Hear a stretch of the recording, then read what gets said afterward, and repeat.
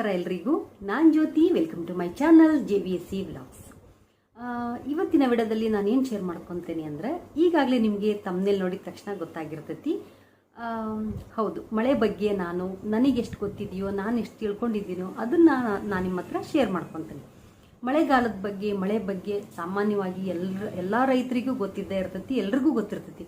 ಆದರೆ ಕೆಲವೊಂದಿಷ್ಟು ಜನರಿಗೆ ಮಳೆ ಬಗ್ಗೆ ಗೊತ್ತಿರಲ್ಲ. ಇವತ್ತು ನಾನು ಅದನ್ನು ನಿಮ್ಮ ಹತ್ರ ಶೇರ್ ಮಾಡ್ಕೊತಾ ಇದ್ದೀನಿ. ಪ್ರತಿ ವರ್ಷ ಮಳೆಗಾಲ ಶುರುವಾದಾಗ ನಮ್ಮ ಮನೆಯವರು ಈ ಮಳೆ ಶುರುವಾಯಿತು, ಈಗ ಈ ಮಳೆ ಬರ್ತೈತಿ, ಇದು 15 ದಿವಸ ಇರ್ತೈತಿ, ನೋಡಿ ಈ ಮಳೆ ಬರಲೇ ಇಲ್ಲ, ಇದು ಬಿತ್ತಕ್ಕೆ ಸರಿಯಾಗಲ್ಲ, ಈಗ ಹಾಗೆ ಹಿಂಗೆ ಅಂತ ಪ್ರತಿ ವರ್ಷ ನಮ್ಮ ಮನೆಯವರು ನನ್ನ ಎದುರಿಗೆ ಹೇಳ್ತಾನೇ ಇರ್ತಿದ್ರು. ಅದನ್ನು ಕೇಳಿ ಕೇಳಿ ಕೆಲವೊಂದಷ್ಟು ನನಗೆ ವಿಷಯನ ನಾನು ತಿಳ್ಕೊಂಡಿದ್ದೀನಿ ಈ ಮಳೆ ಬಗ್ಗೆ. ಹಾಗಾಗಿ ಇವತ್ತಿನ ವಿಡಿಯೋದಲ್ಲಿ ಅದನ್ನು ನಾನು ನಿಮ್ಮ ಹತ್ರ ಶೇರ್ ಮಾಡ್ಕೊಳ್ತಾ ಇದ್ದೀನಿ. ಬರ್ರಿ ಈಗ ಮಳೆ ಬಗ್ಗೆ ಏನು ಎತ್ತ ಅಂತ ತಿಳ್ಕೊಳ್ಳೋಣ. ಈಗ ತಿಳ್ಕೊಳ್ಳೋಣ. ವರ್ಷದ 365 ದಿವಸನೂ ಮಳೆ ಬರ್ತೈತಿ, ಆದ್ರೆ ಒಂದು ದಿವಸ ಬರಲ್ಲ. ಅದು ಯಾವಾಗ? ಯುಗಾದಿ ಪಾಡ್ಯದ ದಿವಸ. ಹೌದು, ಯುಗಾದಿ ಪಾಡ್ಯದ ದಿವಸ ಒಂದು ದಿವಸ ಅವತ್ತು ಮಳೆ ಬರಲ್ಲ. ಹಾಗೆ ಮಳೆಗಾಲ ಶುರುವಾಗೋದು ಪ್ರತಿ ವರ್ಷ ಏಪ್ರಿಲ್ 14ನೇ ತಾರೀಕಿಂದ. ಆದರೆ 2024ನೇ ಇಸ್ವಿ ಈ ವರ್ಷದಾಗ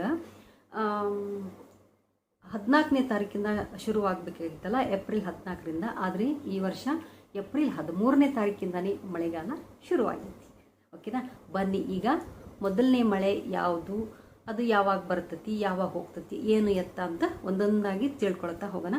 ನೀವು ಶಾಬಾದಿ ಮಠ ಕ್ಯಾಲೆಂಡರನ್ನು ನೋಡ್ಬೋದು. ಅದರಲ್ಲಿ ಪ್ರತಿಯೊಂದು ಮಳೆಯ ಹೆಸರು ಕೊಟ್ಟಿರ್ತಾರ, ಯಾವಾಗ ಸ್ಟಾರ್ಟ್ ಆಗ್ತತಿ, ಯಾವಾಗ ಮಳೆ ಎಂಡ್ ಆಕತಿ, ಮತ್ತು ಅದರಿಂದ ಯಾವ ಮಳೆ ಶುರುವಾಕತಿ ಅಂತ ಪ್ರತಿಯೊಂದನ್ನು ಕೊಟ್ಟಿರ್ತಾರ. ಎಲ್ಲರಿಗೂ ಗೊತ್ತಿರ್ತೈತಿ, ಗೊತ್ತಿಲ್ಲದೆ ಇರೋರಿಗೆ ಮಾತ್ರ ನಾನು ಹೇಳ್ತಿರೋದು.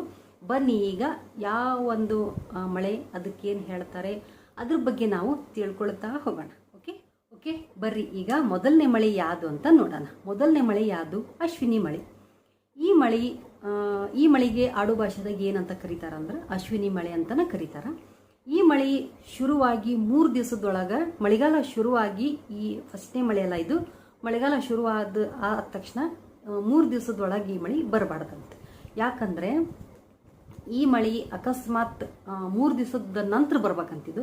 ಅಕಸ್ಮಾತ್ 3 ದಿವಸದೊಳಗೆ ಈ ಮಳೆ ಬಂತು ಅಂದ್ರೆ ಹುಟ್ಟಿದ ಶಿಶುಗೆ ನೀರಿಲ್ಲ ಅಂತ ಹಿರಿಯರು ಗಾದಿ ಮಾಡಿದ್ದಾರೆ. ಅಂದ್ರೆ 3 ದಿವಸದೊಳಗೆ ಬರಬಾರ್ದು, 3 ದಿವಸದ ನಂತರ ಬಂದರೆ ತುಂಬ ಒಳ್ಳೆಯದು, ಮಳೆ ಚೆನ್ನಾಗಾಗ್ತತಿ ಅಂತ ಅರ್ಥ. ಓಕೆ, ಬನ್ನಿ ಈಗ ಎರಡನೇ ಮಳೆ ಯಾವುದು ಅಂತ ನೋಡೋಣ. ಓಕೆ, ಈಗ ನೆಕ್ಸ್ಟು ಎರಡನೇ ಮಳೆ ಭರಣಿ ಮಳೆ. ಈ ಮಳೆಗೆ ಆಡು ಭಾಷೆದಾಗ ಭರಣಿ ಮಳೆ ಅಂತಲೇ ಕರೀತಾರಂತ. ಈ ಮಳೆ ಬಂತು ಅಂದರೆ ಬೆಣ್ಣೆ ಅಂತ ಬೆಳೆ ಅಂತ. ಭರಣಿ ಮಳೆ ಬಂದ್ರೆ ಬೆಣ್ಣೆ ಅಂತ ಬೆಳೆ. ಯಾಕಂದ್ರೆ ಭೂಮಿ ಅಷ್ಟು ತಂಪಕತ್ತಂತೆ ಈ ಒಂದು ಮಳೆ. ಹೌದಾ? ಇನ್ನು ನೆಕ್ಸ್ಟ್ ಕೃತಿಕಾ ಮಳೆ, 3ನೇ ಮಳೆ. ಈ ಕೃತಿಕಾ ಮಳೆಗೂ ಆಡು ಭಾಷೆದಾಗ ಕೃತಿಕಾ ಮಳೆ ಅಂತಲೇ ಕರೀತಾರೆ. ಈ ಮಳೆ ಬಂದಾಗ ರೈತರು ಬಿತ್ತನೆ ಕೆಲಸ ಮಾಡಲ್ಲ. ಯಾಕಂದ್ರೆ ಭೂಮಿನ ಹದ ಮಾಡ್ಕೊತಾರಂತ. ಭೂಮಿನ ಹೊಲ ಹೊಡೆಯೋದು ಅಂತಾರಲ್ಲ, ಆ ಕೆಲಸನ ಮಾಡ್ಕೊತಾರಂತ. ಓಕೆ, ನೆಕ್ಸ್ಟ್ ಮಳೆ 4ನೇ ಮಳೆ. 4ನೇ ಮಳೆ ಯಾವುದಪ್ಪ ಅಂದ್ರೆ ರೋಹಿಣಿ ಮಳೆ. ಈ ಮಳೆನ ಆಡು ಭಾಷೆಯಲ್ಲಿ ರೋಣಿ ಮಳೆ ಅಂತ ಕರೀತಾರೆ. ಈ ಮಳೆ ಬಂದಾಗ ಎಲ್ಲ ರೈತರು ಬಿತ್ತೋದಕ್ಕೆ ಶುರು ಮಾಡ್ತಾರಂತೆ. ಈ 4 ಮಳೆ ಏನಿದಾವಲ್ಲ, ದೊಡ್ಡ ಮಳೆ, ಮುಂಗಾರು ಮಳೆ ಅಂತ ಕರೀತಾರಂತೆ ಈ ಮಳೆ. ಓಕೆ, ಬರ್ರಿ ಮುಂದಿನ ವಿಡಿಯೋದಾಗ ಮತ್ತಷ್ಟು ಮಳೆಗಳ ಬಗ್ಗೆ ನಾನು ನಿಮ್ಮ ಹತ್ರ ಎಲ್ಲ ವಿಷಯನ ಶೇರ್ ಮಾಡ್ಕೊತೀನಿ. ಅಲ್ಲಿವರೆಗೂ ಈ ವಿಡಿಯೋ ನೋಡಿ, ಹಾಗೆ ವಿಡಿಯೋ ಇಷ್ಟ ಆದರೆ ಲೈಕ್ ಮಾಡಿರಿ, ಚಾನಲ್ನ ಸಬ್ಸ್ಕ್ರೈಬ್ ಮಾಡ್ಕೊಂಡು ನೋಡಿ.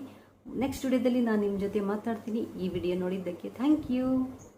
ಹಾಗೆ ನೀವು ಅನ್ಕೋಬೋದು, ಏನಪ್ಪ ಮಳೆ ಬಗ್ಗೆ ಇವ್ರು ನಮಗೆ ಹೇಳ್ಕೊಡ್ತಾರಾ ಅಂತ ಅನ್ಕೋಬೋದು. ಹೌದು, ನಾನೇನು ರೈತರ ಮನೆ ಮಗಳಲ್ಲ, ಹಾಗೆ ಹೊಲ ಮನೆ ಕೆಲಸ ಮಾಡಿ ನನಗಂತೂ ಗೊತ್ತಿಲ್ಲ. ನಮ್ಮ ಮನೆಯಲ್ಲಿ ಮಾತಾಡುತ್ತಿರ್ತಾರ, ಮತ್ತು ನಾವು ಅದನ್ನ ಕೇಳ್ತಿರ್ತೀವಿ. ಹಾಗೆ ನಮ್ಮ ಮನೆಯವರಿಗೆ ಮಳೆ ಬಗ್ಗೆ ಎಲ್ಲ ಗೊತ್ತು. ಹಾಗಾಗಿ ಕೆಲವೊಂದು ವಿಷಯನ ನಾನು ತಿಳ್ಕೊಂಡಿದ್ದೆ, ಅದನ್ನು ನಾನು ನಿಮ್ಮ ಹತ್ರ ಶೇರ್ ಮಾಡ್ಕೊಳ್ಳೋಣ ಅಂತ ಮಾಡ್ಕೊತಾ ಇದ್ದೀನಿ.